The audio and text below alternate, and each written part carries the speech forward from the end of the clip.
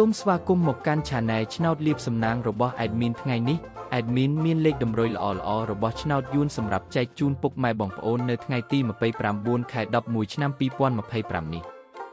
ដូចនេះ Admin មិនចង់ឲ្យចំណាយពេលវេលារបស់ពុកម៉ែបងប្អូនយូរតោះយើងមកតាមដានលេខតម្រុយរបស់យើងទាំងអស់គ្នា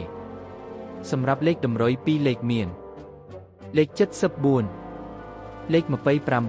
29សម្រាប់លេខតម្រុយអូស2លេខមានលេខតម្រុយទី1អូស70និងលេខតម្រុយចុងក្រោយអូស20សម្រាប់លេខតម្រុយ3លេខមាន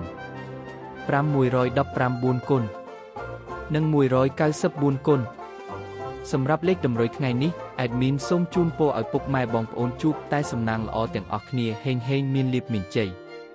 ជាចុងក្រោយសូមកុំភ្លេចជួយចុច Subscribe និង Comment ហើយដាក់សញ្ញារូបកណ្ដឹងដើម្បីជួយផ្ដល់កម្លាំងចិត្តមកកាន់ Admin ជាពិសេសងាយស្រួលតាមដានវីដេអូថ្មីនិងលេខតម្រុយល្អៗជាប្រចាំថ្ងៃជាមួយ Admin សូមគោរពលាពុកម៉ែបងប្អូនពីខ្ញុំបាទ Admin ឆ្នោតលៀបសំណាងល្អទាំងអស់គ្នាសូមអរគុណ